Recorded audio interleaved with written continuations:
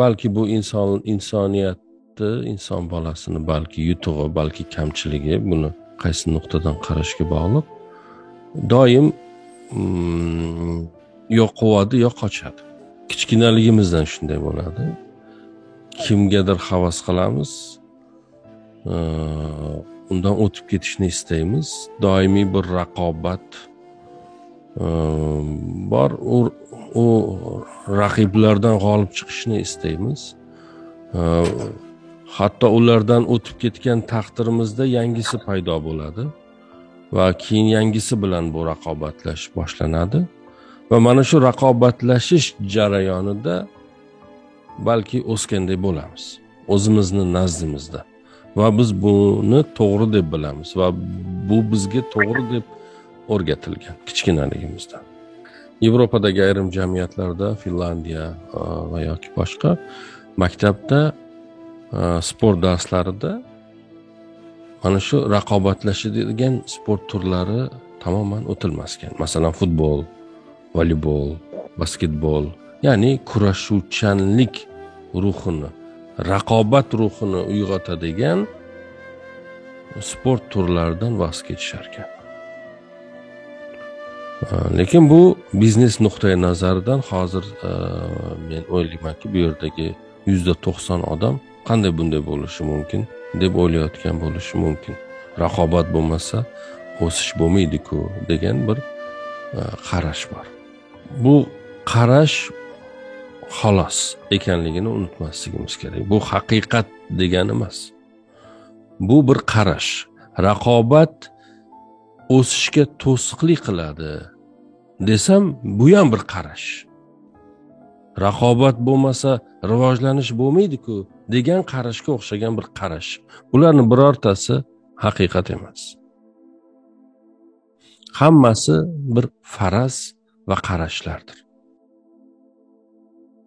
Bizning jamiyatlarimizda har qanday bir natijaga erishishning omili raqobat deb o'rgatilgan, shunday o'rganganmiz, shunday qabul qilganmiz va shunday shu to'g'ri deb bilamiz. Men hozir aytsam, yo'q, bu noto'g'ri ekan desam va buni isbotlashga urinsam, bir soat, 2 soat vaqtimni sarflasam, sizga raqobatlashish qanchalik biz uchun ziyon ekanligini isbotlab berishim mumkin bo'ladi.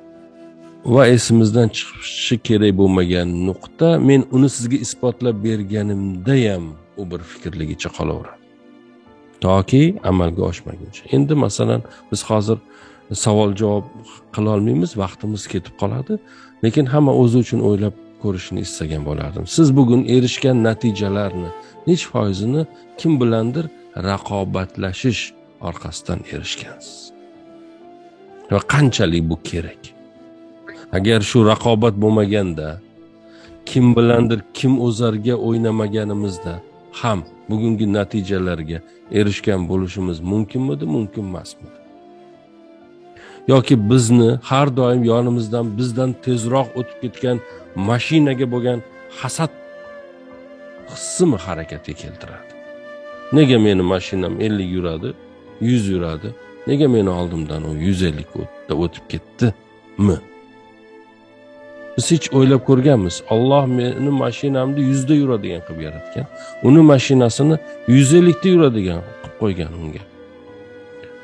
Bizi dardimiz u 150 da o'tib ketgani, uni ham dardi bor. Uni oldidan ham bittasi 200 da o'tib ketib qolgan. 200 da o'tib ketganda borib quvib yetsangiz, uni dardi tepasidan bittasi samolyotda o'tib ketib qolgan. Ya'ni mana shu kimgadir o'chakishib, kim bilandir raqobat qilib, kim o'zarga o'ynash orqasidan erishilgan natijalar bizni qoniqtiradimi va yoki bizni xotirjam qiladimi va yoki u bizni baxtli qiladimi? Men bu haqida o'ylab ko'rishingizni istagan bo'lardim. Men biznesmen emasman. Men bu motivatsiya ishlarini bilmayman, qanaqa amalga oshirilishini va nima uchun kerak ekanligini ham bilmayman. Men biladigan bitta haqiqat, o'zim ishonadigan bitta haqiqat bor. Bu insonni haqiqatlar bilan yuzlashgandagina o'sishini bilaman. Agar inson haqiqatlar bilan yuzlashmas ekan, uni o'sib borgan joyi ham sarobdir, yolg'ondir. Nega? Chunki uni harakatga keltirgan narsa yolg'on narsa edi. Men hozir bir nechta savollar beryapman, qaysiki javobini o'zim ham bilmayman.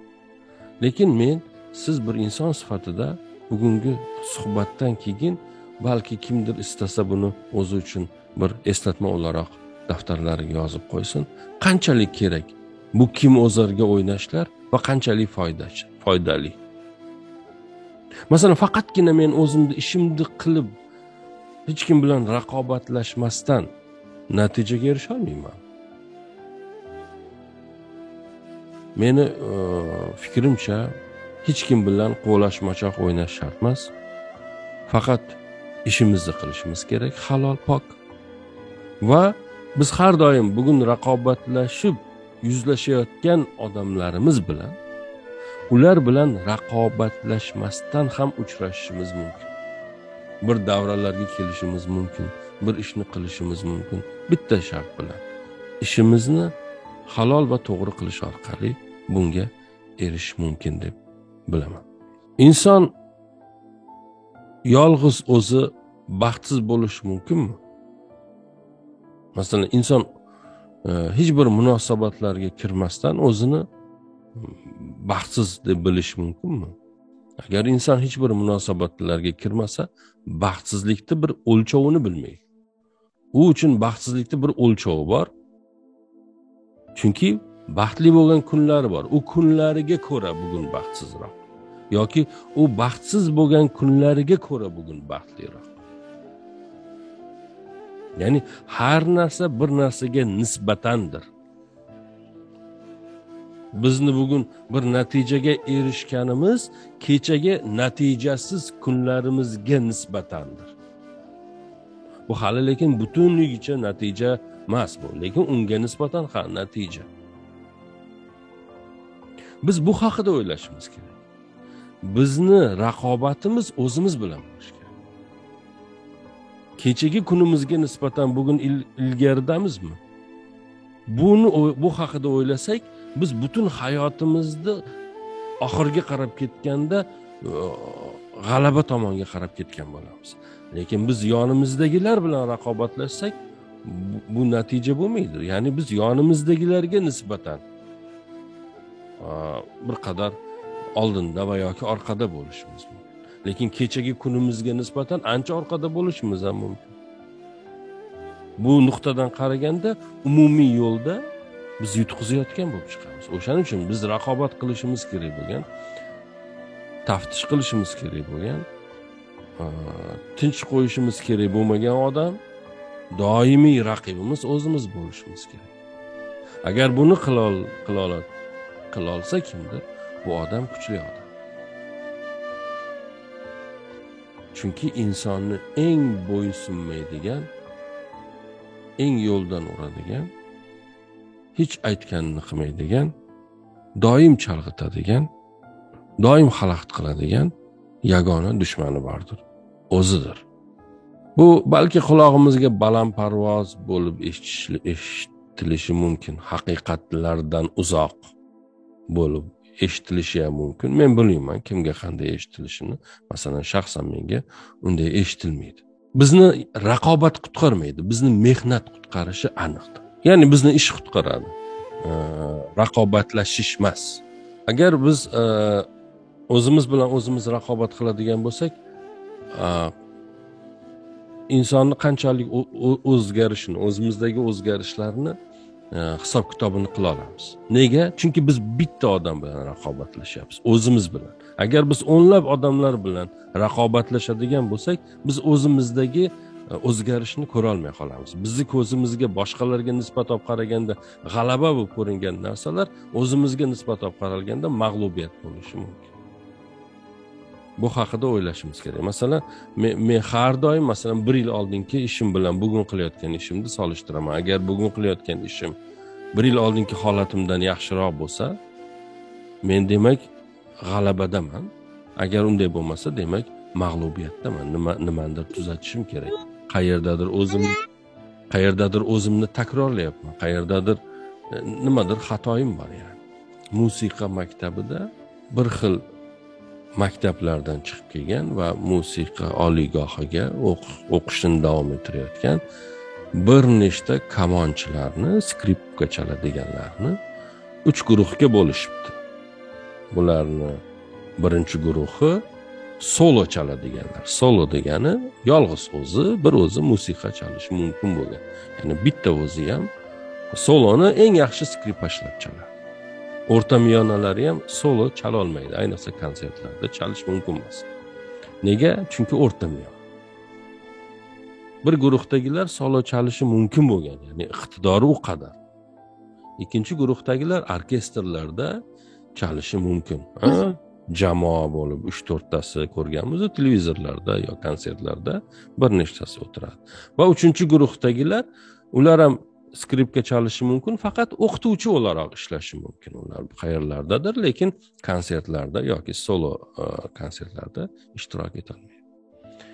Nima deb o'ylaysiz? Buni birinchisi 4-sinfdan boshlab maktabni bitirguncha hammasi bir xil sharoitda o'qidi. Bitta maktabdan chiqib keldi, keyin bir xil o'qituvchilar ularni o'qitdi hammasini va yana bir xil oliygohda o'qishni boshladi. Nimaga ko'ra ular ajratildi? Chunki ularning hammasi u yerga imtihon bilan qabul qilingan. Birinchisidan ikkinchisi qobiliyatliroq bo'lgani uchunmi? Yo boshqa bitta sabab bor? Hozir 90% odam albatta qobiliyatli bo'lgan. Yo'q, unaqa emas. Surishtirishganda o'sha solo chalishi mumkin bo'lganlar kunda 8-10 soat davomida skripka chalish bilan band bo'lar ekan. Har kuni 8-10 soat davomida.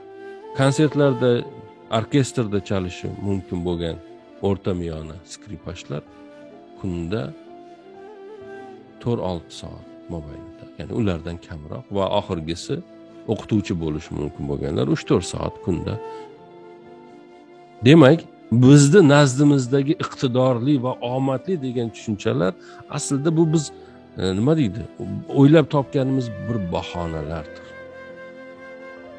Hamma narsa, masalan, menga aytishadi, ovoz masalasida ovoz masalasida iqtidor degan narsa yo'qdir. Mashq va mashq, yana mashq bor. Boshqa hech narsa yo'q. Bu sohada birovdan boshqasi iqtidor, ovozni men kayfiyat haqida gapirmayapman. Uni to'g'ri gapirish, to'g'ri talaffuz qilish haqida gapiryapman. Xuddi shunday skripkachida ham. Qancha ko'p ishlagani sari o'zini ustida shuncha bo'lyapti. Qarang, o'zini ustida ishlayapti. Kimgadir nisbatan ishlamayapti. O'zini ustida ko'p ishlayapti. Chunki boshqalar bilan raqobatlashib bir natijaga erishish insonni doimiy kirlanish jarayonini o'tkazishga majbur qiladi. Doimiy kirlanish, lekin inson o'zi bilan o'zi raqobatlashsa, o'zini o'zi ustida ishlashsa, o'zini bir narsaga majbur qilsa va natijalarini ko'rsa, bu uni xursand qiladi. Kimgadir nisbatan g'alabaga qozonish, kimnidir oyoq osti qilish natijasida keladigan yoki kimnidir ko'z yoshi to'kishiga majbur qilish yoki kimnidir o'zini biroz pastga olishi natijasida sizga kelayotgan bir narsadan rohatlanish, bu bir kasallikdir. Kim shunday qilayotgan bo'lsa, unda ruhiy bir kasallik bordir. Ya'ni erishgani raqiblariga nisbatan oldinga chiqqani uchun xursand bo'layotgan qalbda kasallik bordir. Ya'ni hayotda biz yo'qotishlarga uchraymiz va bir kuni hayotga aytamiz. Men endi nimani yo'qotishimning hech ahamiyati yo'qdir.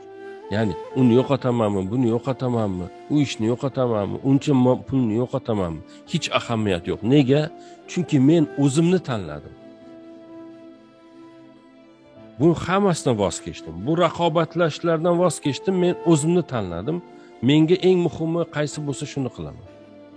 Menga doim kim bilandir raqobat qilib chiranish muhimmi? Yoki o'zimni rivojlantirish muhimmi?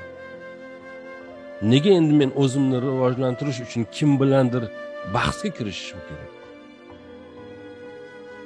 Men o'zimga muhim bo'lsam, men boshqalarga bilan bahsga kirishmasdan ham rivojlansam bo'ladi-ku, deyishimiz mumkin. Ya'ni qilishim kerak. Men ishlarim bor o'zimni. Buning uchun menga bir dushman yoki bir raqib kerak emas. Men buni zotan qilmoqchiman. Nega? Chunki men bu ishni yaxshi ko'raman. Yana nega? Chunki men bu ishni bilaman. Nega? Bundan boshqa ishni bilmayman. Har qaysisi ham to'g'ri. Har qaysisi ham haqiqat. Bu normal holat.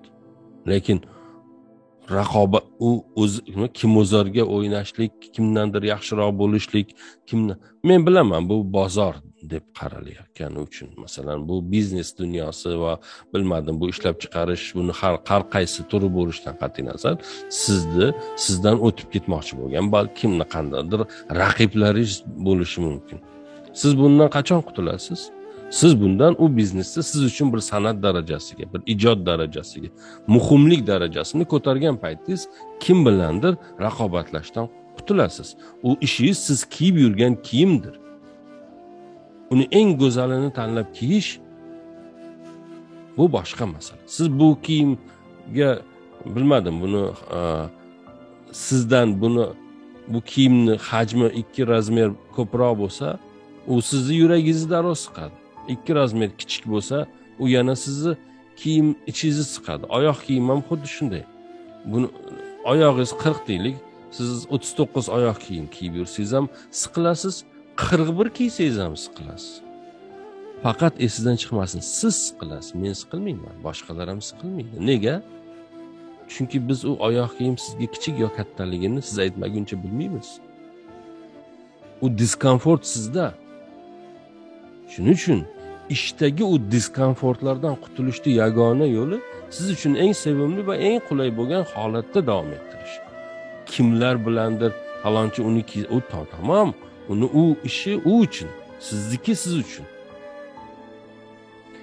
Men aytmoqchi bo'lgan narsa, bu gaplardan meni ko'zlaganim maqsad, insonlar umr davomida ishlaydi, oldi-berdi qiladi, sotadi, oladi, bilmadim, o'sadi, tushadi, boshqa qiladi va oxir oqibat bu dunyoni bozorida qo'lida qoladigan narsa pushaymonlik bo'ladi. Men aytmoqchi bo'lgan narsa, bu ishlar hammasi bo'lish kerak. Lekin bir dushman kayfiyati yo bir kimozor kayfiyati, bilmadim, sizni qalbdan bezovta qiladigan, qalbdan kirlanishingizga sabab bo'ladigan narsalar bo'lmasligi kerak. Boshqa bir narsa rivojlantirsin sizni. Ichingizdagi boshqa bir umid, bir foydali bo'lish, insonlarga foydali bo'lish, to'g'ri ma'noda foyda. Agar siz bunday tanlovni qila olsak, ichimizda, agar biz hammamiz biz qiladigan ishimiz eng go'zali bo'ladi. Nega? Chunki bizim maqsadimiz odamlarni aldashmasda. Bizning maqsadimiz kimgadir zarar berish emas. Har qanday eng kichkina zarardan ham qochamiz. Hech bir shaklda bizni foydamiz va zarar turganda biz faqatgina o'zimiz uchun foydani zararga ko'z yummaymiz. Hech bir dunyodagi rivojlangan birorta brend deysizmi, kompaniya deysizmi, birorta ish odamlari bor, uni istoriyasiga, tarixiga qarasangiz, hech bittasi biz taniganlarimiz eng yaxshilari qaysi bir ismni olsangiz ham, uni storytellingiga qarasangiz, uni istoriyasiga, hikoyasiga, hayotiga qarasangiz, har doim halollikni ustiga qurgani uchun, yaxshilikni ustiga qurgani uchun, hech qursa orzulari va istaklari yaxshilik bo'lgani uchun va keraksiz joyda raqobatlashmagani uchun bor bo'lgan deb bilaman men. Men masalan, deylik, hamma biladigan o'sha Stiv Jobslar, boshqalar o'sha Stanford universitetida gapirgan nutqini eshitganman. Stiv Jobsni. U nutqni qiladigan odam kirli bir hayotda yashash mumkin emas. O'sha kichkinaligida Coca-Cola'ni idishlarini terib kun ko'rgan bir odamni o'sha garajida qilishidan maqsadi shunchaki yaxshi bir ish qilish bo'lgan, kim bilandir raqobatlash bo'lgan emas. Va o'ylaymanki, u shunday bir qadam qo'ydiki, hech kim u bilan raqobatlashishda jur'at ham qila olmadi. Va bugungacha jur'at qilayotgan yo'q. Boshqa bir narsa qilyapti. Lekin raqobatlasha olmaydi. Nega? Chunki u yerda maqsad kimsa bilan raqobatlashish emas. U ishni bor qilgan narsa raqobat emas. Biz ham hayotimizdagi endi kichkina bir o'zimizni hayotimizda qilayotgan kichkina ishlarimizni mana shu mantiq bilan yondoshilsa, asosiy mantiq nima? Foydali bo'lish, ziyon bermaslik, foydali bo'lish. u yerdan keladigan har narsa bizga yuqadi keyin. Biz bir joyda kimgadir ziyon berayotganimizni, bir joyda bizni ishimiz orqali kimdir bilib bilmasdan ziyonga uchrayotganini his qilishimiz va bunga ko'z yumishimiz faqatgina o'zimizni foydamiz uchun. Bu borgan sari bizni bir chirkin biriga aylantiradi. Bilib bilmay qancha pul topmaylik, bir kun kirlangan bir odamga aylanib qolishimiz mumkin, Alloh asrasin. Va hech bittasi tatimaydi bizga. O'shaning uchun har ishda bo'lgani sari bu ishda ham qalbdagi holat eng muhim holatdir. Siqilishga, depressiyaga tushishga hech bir ish arzimaydi. Bitta narsa bizda har qanday holatda ham davom etish istagi qolish kerak bizda, tamom. Yutqizgan paytimizda ham davom etish istagi bo'lish kerak. Turishga bo'lgan istak bo'lish kerak. Va bu istak, ishonavering, kimgadir qasdma-qasdiga bo'lmas kerak. Unda aytayapman, nima qilsak ham kir bizimiz. Tamom. Bizni ichimizdagi foydali bo'lish istagi bizni turg'izish kerak. Hali tanamda jonim bor ekan, bu jon dardim bor ekan, men bu dardni foydali bo'lish yo'lida. O qadar harakatda bo'layki, insonlar orqada shundoq qoladi va bu yerda nafrat bo'lmaydi. Meni bir yaxshilik uchun oyoqqa turg'izgan narsa, yomonlik uchun oyoqqa turg'izgan narsadan har doim yaxshidir. Yugurish kerak, chopish kerak, topish kerak. Bu dunyo bizniki. Bu yerda tirik ekanmiz, bizniki. Hayot davom etyapti. Bu narsa bizni xursand qilish kerak. Bizni harakatga keltirayotgan narsa, boya aytganimdek, foydali bo'lish nimasi bo'lish kerak? Istagi bo'lish kerak. Bu odamlardan nafratlanish kerak emas. Ishimizga fokusni qaratishimiz kerak. Foydali bo'lishga fokus qaratishimiz kerak. Mana shunday qilsak bitta narsa sodir bo'ladi. Bundan boshqacha sodir bo'lish mumkin emas. Nima sodir bo'ladi? G'alaba qozonamiz. Raqobatlashmaganlarimizni ustidan ham g'alaba qozonamiz. Faqat bu g'alabani sevinchi dushmanona kayfiyatdan yo raqobatlash kayfiyatidan boshqacha bir kayfiyat bo'ladi. Bu yerda bir shukr bo'ladi. Bu yerda bir nasib, bu yerda bir xotirjamlik bor. Buni unutmasligimiz kerak. Ya'ni nafratlanish kerak emas, kurashish kerak emas, kimozorga o'ynash kerak emas, faqat bitta joyga fokus qaratish kerak, ishga. Boyagi skripashlarda eng zo'rlari qanday qilib natijaga erishdi? Yonidagidan biroz ko'p ishlash orqali, biroz ko'p o'qish orqali, biroz ko'p ishini sevish orqali. Chunki uni 6 soat emas, 10 soat ishlashga majbur qilayotgan narsa u ishiga bo'lgan muhabbatdir. Agar u raqobatlashganda edi, buni 1 kun, 2 kun, 3 kun, 4 kun kuchi yetganidan ko'proq o'zini qiynab chalishi mumkin edi. U ishini sevgani uchun 10 soat chaldi. Raqobat qilgani uchun emas. Shuning uchun u natijaga erishdi. Jobs ham o'sha garajida boshqa tengdoshlaridan ko'proq qoldi. Bir necha soat qolib ketdi. Kunlab, oylab yegani nimasi bo'lmasa ham o'sha yerda qoldi. O'sha Microsoft qilganlar ham kechalari hamma uxlaganda borib universitetdagi bo'sh bittigina kompyuter bordi. U paytlar bunaqa kompyuterlar ko'p bo'lmagan. O'sha yerda ko'proq o'tirib ishlagani uchun. Linux'ni qilganlar ham xuddi shunday. Qaysi bugun biz bilganimiz eng dunyoning boy odamlari deyotganimiz bu odamlar bo'lsa, hammasi unutmaylik, boshqalardan ko'proq ishlagani uchun, ya'ni ishini sevgani uchun, ko'proq ishini oldida qolgani uchun, o'sha o'zini razmerini kiyib yurgani uchun, maza qilgani uchun bu yerda ular bugun natijalarga erishdi. Hech bittasi boshqasi bilan kurashib emas, kurashib natijaga erishib bo'lmaydi. Inson doimiy qichqirib yasha olmaydi. U tomog'i bir, masalan, oldimdagi odamdan ovozimni balandroq chiqarish uchun men qanchadir payt chiqara olaman, lekin baribir charchayman, o'zimda ovozimga qaytaman. O'sha ozgina payt baland chiqqanday bo'ladi ovozim, lekin men doimda yasha olmayman. Nega? Chunki meni ovozim unaqa emas. Meni 100 da kelsa mashinam, Alloh 100 ga yuradigan qo'ygan bo'lsa, men gazni qancha bossam ham u 150 yurmaydi hech qachon. Nega? U shunday yaratilgan. Men uni siqilib gazni bossam, uni infarkt qilaman. Bu motorni buzganimda o'zimda ham infarkt qilaman, siqilaman, tamom, bitta ish. Bir ishga yaramaydigan ahvolga kelaman. Hammamiz ham shu. Men hozirgacha aytganlarimga xulosa shart emas deb o'ylayman, chunki bir necha marta qaytib har tomondan bitta narsani aytishga harakat qildim. Bu o'sha bizni yagona rivojlantiradigan, haqiqiy ma'noda rivojlantiradigan va bir kuni pushaymonliklardan bizni qutqaradigan narsa bu ishimizga bo'lgan muhabbatdir. Agar hozir qiladigan ishimiz faqatgina raqobat ustiga qurilgan bo'lsa, shu raqobat tufayligina bor bo'lsa, u ishdan voz kechish va bizni ichimizda har doim o'sha orzu bo'lib qolgan, hali qilishga ulgurmaganimiz, lekin qilishni qattiq istaganimiz ishga qaytish bo'ladi. Agar u haqida o'ylab ko'rmagan bo'lsak, u haqida o'ylab ko'rish bo'ladi. Shundagina xotirjam bo'lamiz. Men hazillashib nimaga aytaman-da uydagilarga, bir ishga borib dam olib kelay deyman-da. Shunday bo'lishimiz kerak, ya'ni ishga dam olgani kelishimiz kerak. Shunda maza bo'ladi. U ish orqali aytishimiz kerak hamma narsamizni. Ya'ni u qadar bo'lish kerak. Shunchaki agar ya'ni ish yo'q edi, ish gap yo'q edi, gap bo'ladigan bo'lsa, bilmayman, masalan men o'zimga unday yashashni va unday ishlashni ravo ko'rmagan bo'lardim. U nima ish bo'lsa ham, qancha daromad olib kelishdan qat'iy nazar.